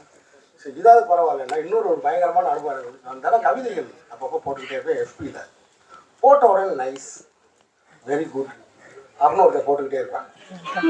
சரி பார்த்தே விட்டேன். அப்புறம் ஒரு நாள் வந்து இந்த சங்கீதாவில் சாப்பிட்றதுக்காக உட்காந்துருக்கும் போது ஒருத்தர் வந்தாப்புல வந்து, good morning sir. Good morning sir, நான் வந்து உங்களை எஃபியில் ஃபாலோ பண்ணுறேன் சார். அப்படிங்களா? ஆமாம் சார், இதை பாருங்கள் சார் அப்படின்னு காமிச்சா இவர் தான் இந்த நைஸ் போட்டேன் கவிதைக்கு. ஆனால் அவர் ஃபேஸை பார்த்தா நார்த் இந்தியனாக இருக்காப்புல. மகாராஷ்டிராவில் வந்து இங்கே சூப்பர் ஸ்டார் அவங்க வந்திருக்காப்புல. சொல்கிறது புரியுதா உங்களுக்கு? அங்கேருந்து வந்து ரஜினி சாரை இன்ஸ்பிரேஷனாக எடுத்துக்கிட்டு அங்கேருந்து இங்கே வந்திருக்காப்புல. ஏன்னா கையை காமிச்சு நைஸ் ஓகேன்னு நான் கேட்டேன், இங்கே வா இந்த கவிதையை நீ படிச்சியான்னு கேட்டேன். இது உங்களுக்கு தமிழ் படிக்க தெரியுமான்னு கேட்டேன். இல்லை சார் எனக்கு படிக்க தெரியாது சார். அப்படியே நைஸ் நைஸ்ன்னு போடுறேன்னு கேட்டேன். இல்லை சார் உங்களை சப்போர்ட் பண்ணலான்னு நினச்சேன் சார். என்ன எதுக்கு என் கவிதையே படிக்காம என்னை எதுக்கு என்னை சப்போர்ட் பண்ணணுன்னு சொல்கிறேன். இல்லை சார் நீங்கள் தான் விஜய் சேதுபதினு சொன்னாங்க. இதெல்லாம் உங்கள்கிட்ட காமிச்சு உங்கள் ஆஃபீஸில் வந்து பார்த்து ஒரு சான்ஸ் கேட்கலான்னு நினச்சேன். சரி எந்த ஊர் பூனே சார். இனிமேல் என் ஆஃபீஸ்க்கு வா, ஆடிஷன் நடக்கும்போது வந்து பாரு, ஆனால் வந்து நைஸுன்னு மட்டும் என் கவிதைக்கு போனாங்க அப்படின்னு சொல்லிட்டு இப்படி இணையதளத்தில் இந்த மாதிரி சமாச்சாரங்கள்லாம் நடந்துக்கிட்டு இருக்கு. ஸோ மகிழ்ச்சி. சைலண்ட் குழுவினர்களுடைய வாழ்த்துக்கள். இந்த படத்தை மக்கள் மன்றத்துக்கு கொண்டு செல்லுங்கள். பத்திரிகை நண்பர்களே, மீண்டும் சந்திப்போம். வணக்கம். ஸோ உங்களோட படங்கள் அங்கே வந்து எவ்வளோ ரசிக்கிறோமோ உங்களோட ஸ்பீச்சும் வந்து அவ்வளோ ரசிச்சு வந்து கேட்டோம். ரொம்ப நன்றி சார். ஸோ அடுத்தபடியாக கணேஷ் கே பாபு டாடாவோட டைரக்டர் அவர்களை அன்போடு அழைக்கிறோம். ஒரு few words sir. Seenu Ramasamy sir சொன்ன மாதிரி அதான் அவர் சொன்ன மாதிரி ரொம்ப ஆச்சரியமான மேடை. ஏன்னா நானும் சினிமாவுக்கு வந்த நாள்ல இருந்து டைமண்ட் பாபு சாரையும் நிக்கில் சாரையும் ஒரு ஆடியோ லான்ச்சில் உட்காந்து பார்த்ததே கிடையாது. நான் ஃபர்ஸ்ட் டைம் பார்க்குறேன். அதுவே ரொம்ப ஆச்சரியமா இருக்கு. ஸோ எனக்கு இந்த படத்தோட கனெக்ஷன் வந்து படத்தை ரிலீஸ் பண்ணுற ராஜா சேதுபதி அவர் என்னோட இன்ஸ்டியூட் சீனியர். ரொம்ப சினிமாவை நேசிக்கக்கூடிய ஒரு மனிதர். எப்போ பார்த்தாலும் 24 மணி நேரமும் சினிமாவை பற்றி பேசி சினிமாவில் ஒரு விஷயம் பண்ணிகிட்டே இருக்கணும்னு சொல்லி கண்டென்ட் அவ்வளோ நல்ல கண்டென்ட் பேசிகிட்டே இருக்கக்கூடிய ஒருத்தர். எனக்கு அதை அவர் ஒரு ஒரு ப்ராஜெக்டோட அசோசியேட்டாக இருக்காருன்னா கண்டிப்பாக அது ஒரு நல்ல படமாக இருக்குன்றது தான் எனக்கு ஒரு நம்பிக்கை. கூட்டத்துக்கு ரொம்ப நன்றி. அதே மாதிரி கணேஷ் அவரோட டைரக்ஷன் அப்படின்னு தெரியல, இப்போ ட்ரெய்லரை பார்த்து பர்ஃபார்மன்ஸ் அப்படி பண்ணியிருக்காரு. உங்களுக்கும் வாழ்த்துக்கள். நல்ல டைரக்டராக வந்துடுவீங்க. ஆனால் நம்பிக்கை இருக்குது, நல்ல ஒரு பெரிய நடிகராக வந்துடுவீங்கன்ற ஒரு நம்பிக்கை இருக்குது. கண்டிப்பாக அவ்வளோ நிமிடமாக நிறைய விஷயங்கள் பண்ணியிருக்காரு. அவருக்கும் வாழ்த்துக்கள். மற்ற எல்லாருக்குமே இந்த அண்ட் சினிமாட்டோகிராஃபர் சொல்லி மென்ஷன் பண்ணுவோம், ரொம்ப ரொம்ப நல்லா பண்ணியிருக்காரு சினிமாட்டோகிராஃபர். அவருக்குமே ராஜா சேதுபதி வந்து கண்டென்ட்டாகவும் சொல்லிட்டு இந்த படத்தோட பட்ஜெட்டுன்னு ஒன்று என்கிட்ட சொன்னார். அது நான் நம்ப மாட்டேன். அந்த பட்ஜெட்டில் இந்த விஷுவல் வந்து எனக்கு சிங்க் ஆகுது. அவ்வளோ சூப்பராக பண்ணியிருக்காங்க. மியூசிக்கும் சரி. அதே மாதிரி ஹேமந்த் அவர் இருக்காரு, அவருக்கும் வாழ்த்துக்கள். ஃபஸ்ட்டு படம் அவருக்குன்ற மாதிரி நிறைய பேருக்கு இது ஃபஸ்ட்டு படமாக இருக்குது. எல்லாருக்குமே வாழ்த்துக்கள். அதே மாதிரி பிரதர் உங்களுக்கு, மேம் உங்களுக்கு எல்லாருக்குமே வாழ்த்துக்கள். மியூசிக் டைரக்டர் ரொம்ப இன்ஸ்பைரிங்கான ஒரு ஸ்டோரி. அது கேட்டாலே ரொம்ப சந்தோஷமாக இருக்குது. கூட்டத்துக்கு ரொம்ப நன்றி. எல்லாருக்கும் வாழ்த்துக்கள். நன்றி. வந்திருக்கும் மீடியா நண்பர்கள் அனைவருக்கும் எனது மாலை வணக்கம். சைலண்ட் இந்த படத்தை நான் பார்த்துட்டேன் ஆல்ரெடி. நான் பார்த்து ஒரு 2 months ஆகுது. இந்த படத்தில் வந்து இசையமைச்சிருக்கிறது வந்து நம்ம சமயமொழி சார். ஆக்சுவலி சமயமொழி சார் வந்து ஒரு IARS ஆஃபீஸர். அவர் எனக்கு அறிமுகமாகும் போது ஒரு IARS ஆஃபீஸர் தான் எனக்கு அறிமுகமாகிறாரு. அதுக்கப்புறம் அவருடைய ஒரு புக்கு படிக்கிறதுக்கான வாய்ப்பு எனக்கு கிடைச்சிது. அந்த புக்கை கொடுத்துருந்தாரு, அவர் எழுதிய அந்த புக்கு. அந்த புத்தகத்தை படித்தா எனக்கு அவர் மேலே ஒரு மிகப்பெரிய மரியாதை வந்தது. ஏன்னா ஒரு IARS ஆஃபீஸர் ஒரு ரைட்டராக இவ்வளோ ஒரு நேர்த்தி அவர் கதை எழுத முடியுமா அப்படின்னு. இப்போ கூட ஒரு நாவல் கொடுத்துருக்காரு என்கிட்ட, காக்கியின் காவல்னு சொல்லிட்டு. அதுங்க நான் படிக்கலை. ஸோ அவர் மியூசிக்காகவும் பாட்டு போட்டிருக்கிறது எனக்கு ஒரு ஆஃபீஸராக இருந்துட்டு சினிமாவில் அவ்வளோ கிரேஸாக இருக்காருன்றது உண்மையாகவே ரொம்ப சந்தோஷமாக இருக்குது. இது கணேஷ்க்கு வந்து அவர் வந்து மிகப்பெரிய ஒரு சப்போர்ட்டாக இருந்தார். எனக்கு தெரியுங்க கணேஷ் வந்து ஒரு புதுமுக இயக்குனராக இருந்தால் கூட இந்த படத்தில் மிக சிறப்பாக நடிச்சிருப்பார். நீங்கள் படம் பார்க்கும்போது தெரியும், ஒரு சிறந்த கலைஞர். அவர் வந்து கணேஷ் வந்து தன்னை வந்து வாய்ப்பு தேடி அலைஞ்சு எங்கேயுமே தனக்கு வாய்ப்பு கிடைக்கலன்ற போது தானே வந்து ஒரு சுயம்புவாக ஒரு கதையை உருவாக்கி ஒரு கதையை வாங்கி அதை நடித்து அவரே நடித்து ஒரு அதெல்லாம் சாதாரண விஷயம் கிடையாது. அவ்வளோ பெயின் இருந்திருக்கு அவருக்குள்ள. எனக்கு தெரிஞ்சு இந்த படத்துக்கு அப்புறம் அவருக்கு வந்து இயக்குறதுக்கான வாய்ப்பு கிடைக்குதா இல்லையான்னு கூட எனக்கு தெரியாது. பட் நடிகராக வந்து ஒரு நிச்சயமாக வந்து ஜெயிப்பான்ற நம்பிக்கை இருக்குது. ஏன்னா அந்த அந்த கேரக்டர் வந்து ஈஸியாக எல்லாரும் பண்ணிக்க முடியாது. ரொம்ப ஒரு சேலஞ்சிங்கான கேரக்டர். அது டிஃப்ரெண்ட்டாக படிப்பார். ரொம்ப திடீர்னு நெகட்டிவாக பண்ணுவார், திடீர்னு வந்து எமோஷனலாக பண்ணியிருப்பார். ரொம்ப ரசித்து பண்ணியிருப்பார் அந்த கேரக்டர். எனக்கு ரொம்ப பிடிச்சேன். நான் படம் பார்த்தோன்னே சொன்னது அவர், நீ நடிப்பிலே கான்சன்ட்ரேட் பண்ணிடலாம், மிக சிறப்பாக நடிக்கிறாங்க. ஆனால் இந்த அவருக்கு வந்து இவ்வளோ சப்போர்ட் கொடுத்து இவ்வளோ ஸ்பேஸ் கொடுத்து அவர் வந்து உருவாக்குனாங்கன்னா அது சமயமொழி சாரோட ரோல் வந்து பெரிய ரோல். அதனால் சமயமொழி சாருக்கு வந்து இந்த இடத்துல வந்து நம்ம நன்றி சொல்லணும். ஆனால் ஒரு ஆஃபீஸராக இருந்துட்டு இதெல்லாம் பண்ண வேண்டிய அவருக்கு தேவை கிடையாது. சினிமா மேலே உள்ள ஒரு காதல் தான். அப்புறம் சொன்ன ஹேமந்த் வந்து இந்த படத்தில் வந்து ஹேமநாத் வந்து அவரும் புதுசாக பிஆர்ஓ அறிமுகமாகிட்டாரு. அவருக்கும் என்னுடைய வாழ்த்துக்கள். நீங்கள் சீக்கிரம் அப்படியே சங்கத்தில் மெம்பராகி எலெக்ஷன் நடத்திட்டு தலைவருக்கு நீங்கள் ஒரு இந்த காலமா தலைவர் அடுத்த ஜென்ரேஷன் ஆகட்டும் என்னென்ன. மற்றபடி இந்த வாரம் இந்த படங்கள் கூட பார்த்தீங்கன்னா வந்து எந்த படங்களுக்கு வந்து சரியான விமர்சனங்கள் எழுதுல எல்லாம் வந்து இந்த விமர்சனங்கள் எழுதக்கூடாது அப்படின்றதுனால சீனிவாச சாமி சொன்னது மாதிரி எனக்கு வந்து விமர்சனங்கள் வந்து உடன்பாடு உண்டு. நான் வந்து விமர்சனங்கள் வரவேற்று வர்றேன். இதை நான் ஆரம்பத்துலேருந்து என்னோட படங்களை சொல்லியிருப்பேன். என்னோட படங்களை திட்டினாலும் சரி, நான் எப்படி பார்க்குறேன்னா லோக்கலாக சொல்ல போனால் ஒரு பொருளாக இருந்தால் அது வீசணும் இல்லை மணக்கணும், ரெண்டுமே இல்லைன்னா அந்த பொருளுக்கான வேல்யூ இல்லைன்னு பார்க்குறேன். விமர்சனம்ன்றது வந்து நம்மளை மெருகேற்றிக்கிறது தான். எப்போவுமே வந்து என்னுடைய படத்து வந்து எனக்கு சிறப்பாக இருக்கும். நாங்களும் நல்ல படம் எடுக்கணும்னு தான் ட்ரை பண்ணுறோம். தயாரிப்பாளர்களும் யாரும் வந்து ஒரு மொக்க படத்தை கொடுத்துட்டு போகணும், நீங்கள் வந்து எங்களை திட்டணுன்ற ஆசை கிடையாது. நல்ல படம் எடுக்கணும்னு தான் வர்றோம், நல்ல படம் எடுக்கிறதுக்கு தான் ட்ரை பண்ணுறோம். இயக்குநர்கிட்ட கதை கேட்குறோம், எங்ககிட்ட கதை ஒன்று சொல்லுவாங்க, அதுக்கப்புறம் வந்து அவங்க எடுக்கிறது வேற மாதிரி வந்துடும். மேக்கிங்கில் அவங்களுக்கு தெரியாது கிடையாது. ஏன்னா அது ஒரு தனிப்பட்ட ஆளோட முயற்சி கிடையாது, ஒரு டீம் ஒர்க்கு. ஒரு கேமராமேன் தப்பு பண்ணலாம், ஒரு மியூசிக் டைரக்டர் தப்பு பண்ணலாம், இல்லை நடிச்சவங்க தப்பு பண்ணிடலாம். இப்படி எல்லாருடைய பங்கும் சேர்ந்தது. இது தயாரிப்பாளர்கள் மட்டுமே வந்து ஒரு கதையை வந்து ஜட்ஜ் பண்ணி அவங்க தப்பா எடுத்துட்டாங்கலாம் சொல்ல முடியாது. எங்களுக்கும் அந்த ரெஸ்பான்சிபிலிட்டி இருக்கு. நல்ல பணம் போடுறோம், நல்ல கதை எடுக்கிறது தான் பணம் போடுவோம்.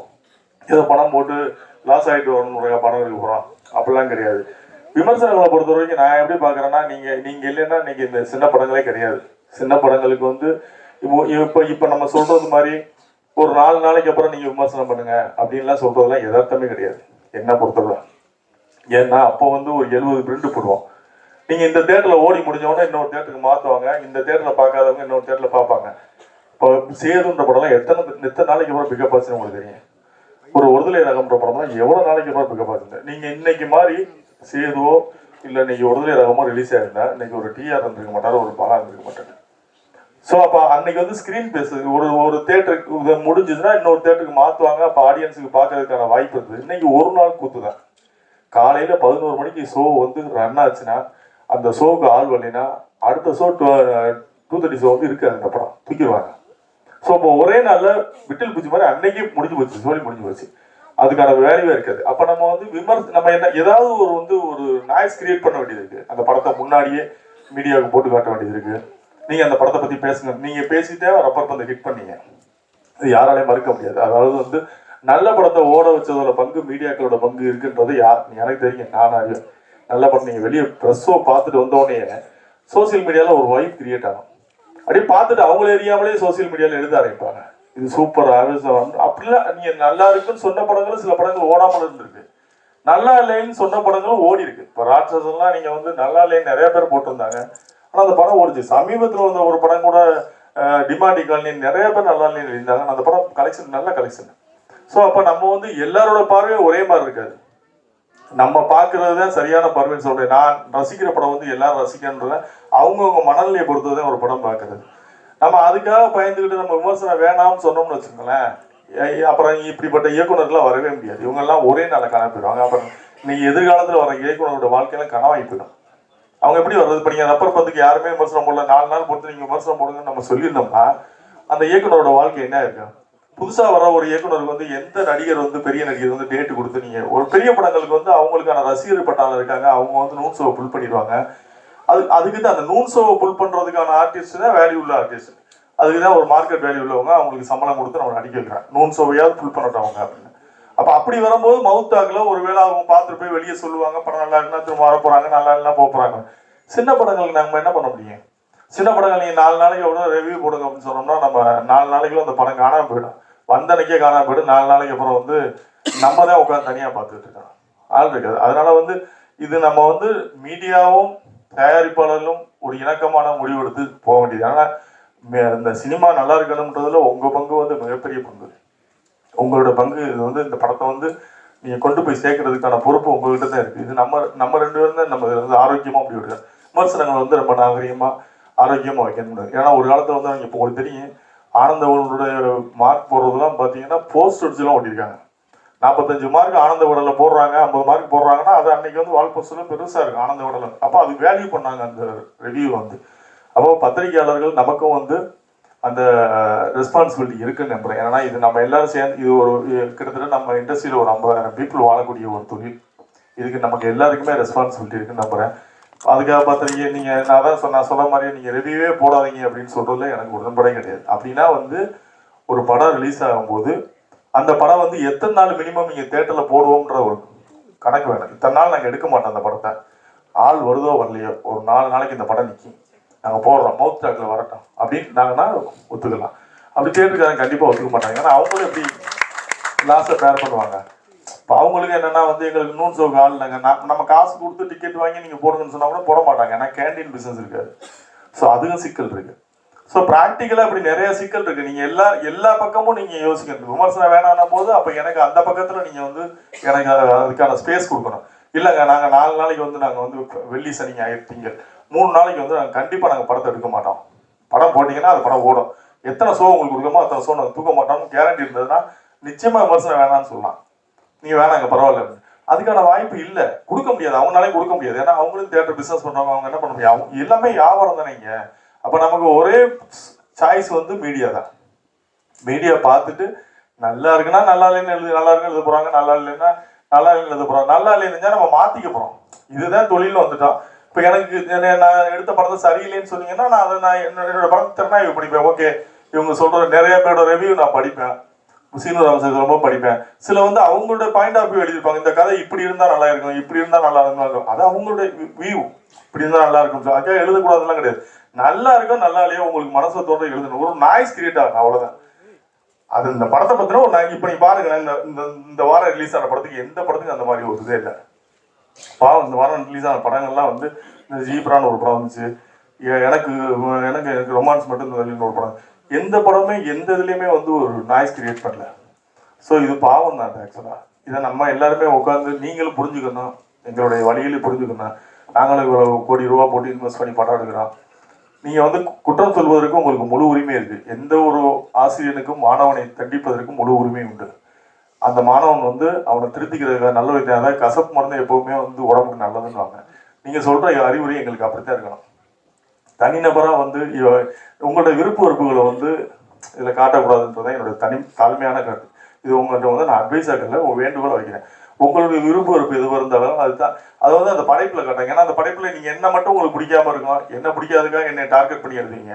பட் அந்த படத்தில் வந்து நிறைய பேர் நடிச்சிருப்பாங்க, நிறைய பேரோட முதல் கனவாக இருக்கும். அதில் அவங்க அப்போ எல்லாருமே பாதிக்கப்படும். ஸோ அதனால் நம்மளுடைய தனிமணி வகுப்பு உறுப்பெல்லாம் வந்து ஒரு படைப்பில் வைக்கக்கூடாதுன்றது என்னுடைய வேண்டுகோள். மற்றபடி உங்களுடைய ஆதரவு வந்து சினிமாவுக்கு என்றைக்குமே தேவை. முதல் நாளே உங்களுடைய விமர்சனத்தை நாங்கள் எதிர்பார்க்குறோம், எங்களுக்கு வேணும் அப்படின்றதும் நான் ரொம்ப ஸ்ட்ராங்காக இருக்கேன். இது சீனு ராமசாமி சொன்ன மாதிரி நீங்கள் சொல்லுங்கள், ப்ரொடியூசர் கவுன்சில் சொல்லுங்கள். நான் எப்போயுமே என்னோடய ஸ்டாண்டில் நான் தெளிவாக இருக்கேன். நான் ரிவ்யூ வந்து மதிக்கிறவன், நான் விமர்சனங்களை ஏற்றுக்கொள்ளக்கூடியவன். விமர்சனம் வேணும், ஏன்னா அதுதான் இன்னைக்கு உள்ள படைப்பாளிகளை அடையாளப்படுத்தும். சின்ன டாடான்னு ஒரு டைரக்டர் இப்போ வந்து பேசிட்டு போனார். அவர் எப்படி உருவானார்? நீங்கள் கொடுத்த விமர்சனத்து மூலமாக நீங்கள் நிறைய பேர் உருவாக்கி விட்டீங்க. இன்னைக்கு உயரத்தில் இருப்பவர்களெல்லாம் நீங்கள் உருவாக்கி விட்டவங்க தான். நான் உயர போனதுக்கப்புறம் நீங்கள் தேவையில்லைன்னு உங்களை ஒதுக்குறது வந்து நியாயமாக இருக்காது. எனக்கு அது சரின்னு படலை. பட் அதனால் உங்களுடைய விமர்சனங்கள் வர இந்த படத்துக்கு அப்படி தான் நான் சொல்கிறேன். இந்த படத்துக்கு இந்த கணேசன்றவர் அவருடைய பெரும் முயற்சி. இந்த படம் இந்த படம் வந்து அவர் எவ்வளோ கஷ்டப்பட்டு எடுத்துருக்காருன்றது எனக்கு தெரியும். ஏன்னா அதில் அதில் அந்த கேரக்டராக நடிச்சது தான் அவருடைய உண்மையாகவே அவருடைய வாழ்க்கையை அவர் எவ்வளோ வழி இருந்தால் அப்படி நடிச்சிருப்பாருன்றதை நான் உணர்ந்தேன். உண்மையாக நீ காலையிலேருந்து கூப்பிடும் போது கூட என் ஆஃபீஸில் வந்து நான் வரவே வேணான்னு சொன்னேன். பரவாயில்ல நீங்கள் ஃபோனில் சொன்னப்போ நான் வரேன் அப்படின்னேன். இல்லைன்னா உங்கள் ஆஃபீஸ்க்கு வரேன். நான் ஒரு வர வச்சு நான் கேட்டேன், யாரை கூப்பிட்ருக்கீங்க, யார் இதுக்கு பிஆர்ஓ, எப்படி இது வந்தா சொல்லுங்கன்னு கேட்டேன். அவருக்கு பாவம் அவர் வந்து நம்ம ஒரு படம் பண்ணணும் நடிக்கணும் அப்படின்ற ஒரு ஆர்வம் தான் இருக்குது. நிச்சயமாக நல்லா வருவீங்க பிரதர். நீங்கள் இந்த படத்துக்காக நிறைய மெனக்கட்டுருக்கீங்க. உங்களுடைய சின்சியாரிட்டி கண்டிப்பாக வருவீங்க. ஏன்னா சினிமா வந்து நம்பினவங்களை கைவிட்டதே கிடையாது. சும்மா இதை வந்து ஒரு என்டர்டெயின்மெண்ட் ஸோ பொழுதுபோக்கு எடுத்துகிட்டு போகிறவங்கள வேணால் அந்த சினிமா கைவிட்டுருக்குமே தவிர உண்மையாகவே சினிமாவை நேசிச்சவங்க யாரும் தோற்று போக மாட்டான். தோற்று போகிற மாதிரி நமக்கு தெரியுமே தவிர தோற்று போக மாட்டான். நிச்சயமாக ஜெயிப்போம். நீங்கள் இந்த படத்தின் மூலமாக வெற்றி பெறுவீங்க. என்னுடைய வாழ்த்துக்கள். இந்த டீம் அனைவருக்கும் என்னுடைய வாழ்த்துக்கள். நன்றி.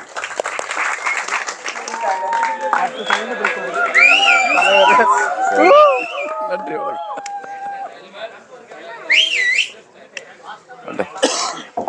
வணக்கம். பிஆர்ஓக்களை முன்னிட்டு இந்த விழா நடத்திய திரு ஹேமந்த் அவருக்கு நன்றி. இந்த விழா வெற்றி அடைய என்னுடைய வாழ்த்துக்கள்.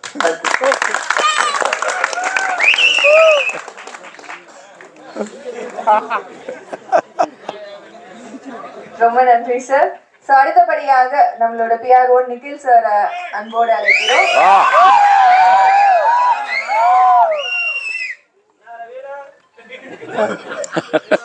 அனைவருக்கும் இனிய மாலை வணக்கம். பெரியவர்கள் இருக்கும் சபையில் என்னையும் பேச வைத்த என் அம்மா, அப்பா, மனைவி மற்றும் கடவுளுக்கு நன்றி. இந்த படத்தில் வந்து அறிமுகமாகும் பிஆர்ஓ ஹேமானந்துக்கு வாழ்த்துக்கள். அவர் பிஹைண்ட் நோட்ஸ் பிஆர்ஓ இருக்கும்போது நான் பிஆர்ஓ பண்ண நிறைய படத்துக்கு நிறைய சப்போர்ட் பண்ணியிருக்காரு. ஸோ என் படங்கள் அடுத்த கட்டத்துக்கு எடுத்துகிட்டு போகிறதுக்கு முக்கிய காரணமாக இருந்த ஹேமானந்த் இன்று பிஆர்ஓவாக அடியெடுத்து வைக்கிறார். அவருக்கு வாழ்த்துக்கள். இந்த படத்தில் வந்து நம்ம பொதுவாக வந்து நிறைய ஃப்ரெண்ட்ஸ் இருப்பாங்க, ஆனால் சமயத்தில் யாரும் உதவி பண்ண மாட்டாங்கன்னு சொல்லுவாங்க. ஆனால் ஹேமானந்துக்கு இந்த படத்தில் வந்து சமயமுறையே சமயத்தில் வந்து ஹெல்ப் பண்ணி மியூசிக் டைரக்டராக ஆயிருக்காரு. ஸோ அவர் வந்து சார் சொன்னது ஒரு ஐஏஎஸ் ஆஃபீஸர்னு, ஒரு ஜிஎஸ்டி கமிஷனர் அவர். ஆனால் அந்த ஜிஎஸ்டி கமிஷனர் என்ற எந்த ஒரு பந்தமும் இல்லாமல் சினிமாவில் இருக்க ஒரு பேஷன்னால பண்ணிட்டு இருக்காரு. அவர் இசை பற்றி சொல்லும் போது எனக்கு வந்து ராகம்லாம் எதுவும் தெரியாது சொல்லிட்டு சில பல்லவிகள்லாம் சொன்னாரு. டி ராஜேந்தர் சார் வந்து ராகம் தேடும் பல்லவின்னு சொல்லி ஒரு படமே எடுத்து சக்சஸ் பண்ணியிருக்காரு. அது மாதிரி உங்களுக்கு ராகம் தெரியாமல் இருக்கலாம், ஆனால் உங்கள் பல்லவி அந்த ராகத்தை தேடி இருக்கிறது. அதனால பாடல்கள் நல்லாக வந்திருக்கிறது. இங்க வந்து இந்த கதைக்கு வந்து பொதுவாக வந்து ஒரு கதைக்கு வந்து நங்கையும் தேவை மங்கையும் தேவைன்னு சொல்லுவாங்க. ஸோ மங்கையா கதாநாயகியாக இருந்தாலும் நங்கையாக திருநங்கை நமிதா அவர்கள் பண்ணியிருக்காங்க. நீங்கள் கூகுளில் சர்ச் பண்ணீங்கன்னா நங்குன்ற மீனிங் வந்து woman of quality and distinction சொல்லுவாங்க. அது மாதிரி நீங்கள் உமன் ஆஃப் குவாலிட்டி அண்ட் டிஸ்டிங்ஷன்றதுனால இந்த படத்தில் உங்களோட விஷயங்கள் நல்லா தெரிஞ்சிருக்கு. இயக்குனர் கணேஷ் அவருக்கு வாழ்த்துக்கள். அவர் சொன்னார், நான் சின்ன வயசுல வந்து பேச மாட்டேன், ரொம்ப சைலண்டாக இருப்பேன், நல்ல சைலண்டாகவே இருக்குன்னு சொன்னாங்க. லைஃப்பில் சைலண்டாக இருக்கிறது தான் முக்கியம், வைலண்டாக இருக்கக்கூடாது. நீங்கள் ஒரு நல்ல படம் எடுத்திருக்கீங்க. பொதுவாக நம்ம வந்து நிறைய விஷயங்கள் சத்தமாக சொல்வதை விட அழுத்தமாக சொல்ல வேண்டும் என்று சொல்வார்கள். இந்த சைலண்ட் படம் உங்கள் கேரியரில் ஒரு அழுத்தமான பதிவாக இருக்கும் என்று நான் வாழ்த்துகிறேன். வாய்ப்பு கொடுத்ததற்கு நன்றி, வணக்கம்.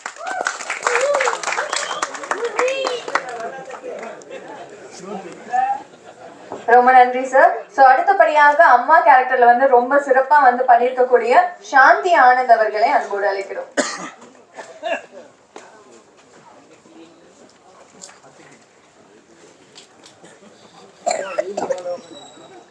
மேடையில் அமர்ந்திருக்கும் பெரியவர்களுக்கும் ஊடக அன்பர்களுக்கும் பத்திரிகை அன்பர்களுக்கும் இங்கு அமர்ந்திருக்கும் அனைவருக்கும் என்னுடைய அன்பின் வாழ்த்துக்களை தெரிவித்துக் கொள்கிறேன்.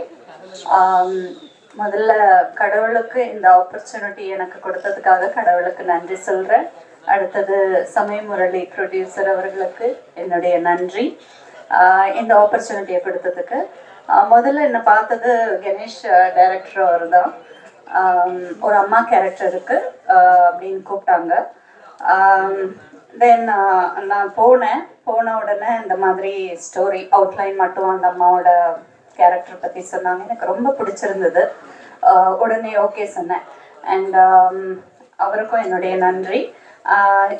இந்த படம் என்னுடைய சீன்ஸ் எல்லாம் பண்ணுறச்ச சமயமுரளி சார் வந்து கூட நின்று ரொம்ப என்கரேஜ் பண்ணி அப்ரிஷியேட் பண்ணி இது இப்படி பண்ணால் நல்லாயிருக்கும், அப்படி பண்ணால் நல்லாயிருக்கும் அப்படின்ட்டு சஜஷன்ஸும் கொடுத்தாரு. அதே சமயத்தில் கணேஷ் சாரும் எனக்கு இப்படி வேணும் அப்படி வேணும்ன்ட்டு லைக் அவங்க சஜஷன்ஸ் கொடுத்தது எனக்கு இம்ப்ரூவ்மெண்ட்டுக்கும் என்னுடைய டேலண்ட்டை என்கரேஜ் பண்ணுற மாதிரி நல்ல ஒரு மோட்டிவேஷனாக இருந்தது எனக்கு இந்த ஆப்பர்ச்சுனிட்டி கொடுத்ததுக்கு.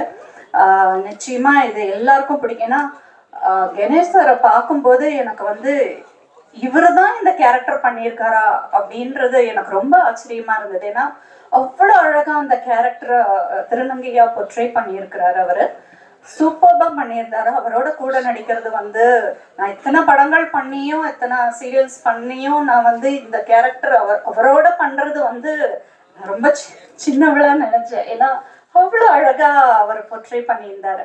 எனக்கு ரொம்ப ஆச்சரியமா இருந்தது. ஒரு திருநங்கையா வந்து அவ்வளோ அழகா அவர் இன்ச் பை இன்ச் அந்த அந்த அசைவுகள் எல்லாமே ரொம்ப அழகா அவர் எனக்கு ரொம்ப பிடிச்சிருந்தது அவரோட பண்ணுறதுக்கு. Thank you Ganesh sir for giving me this opportunity and thank you Samayam Murali sir for giving me this opportunity. என் கடவுளுக்கு நன்றி சொல்கிறேன். நீங்கள் எங்களுக்கு மோட்டிவேட் பண்ணி சப்போர்ட் பண்ணி எங்களை இந்த படத்தை வந்து எங்களுக்கு நல்லா எடுத்து கொடுக்கணுன்றத உங்ககிட்ட தெரிவிச்சுக்கிறேன். ஸோ இந்த வாய்ப்பை அளித்த அனைவருக்கும் என் மனமார்ந்த நன்றிகளை தெரிவிச்சுக்கிறேன். தேங்க்யூ. நண்பர் அவரோட ஆரம்ப காலத்திலிருந்து அவரை பார்த்துட்டு இருக்கேன். மிகவும் திறமையானவர், நல்ல ஆக்டர், நல்ல டான்சர். நீங்க தொடர்ந்து போராடுங்க. உங்களின் வெற்றியும் அங்கீகாரமும் தள்ளிதான் போயிருக்கிறதே தவிர தவறி போகவில்லை. நிச்சயமாக நீங்கள் ஜெயிப்பீர்கள். அடுத்தபடியாக நம்மளோட ஹேமானந்த் பிஆர்ஓ டைமண்ட் பாபு சாருக்கு வந்து ஷால் வந்து போட்டுவாங்க.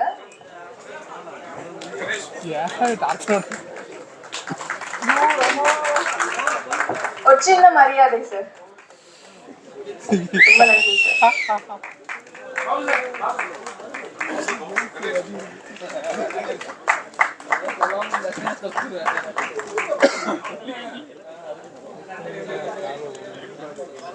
அடுத்தபடியாக நிக்கில் முருகன் சாருக்கு வந்து நம்மளோட ஃபர்ஸ்ட் டெபியூ பிஆர்ஓ வந்து ஷாலு வந்து போட்டுவாங்க.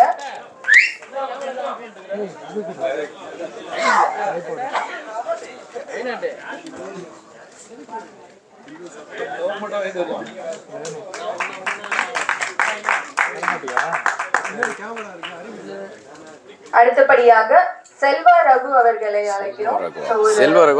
மரியாதையின் காரணமாக வந்து ஷாலோ வந்து போட்டிடுறோம். ரொம்ப நன்றி சார் வந்ததுக்கு.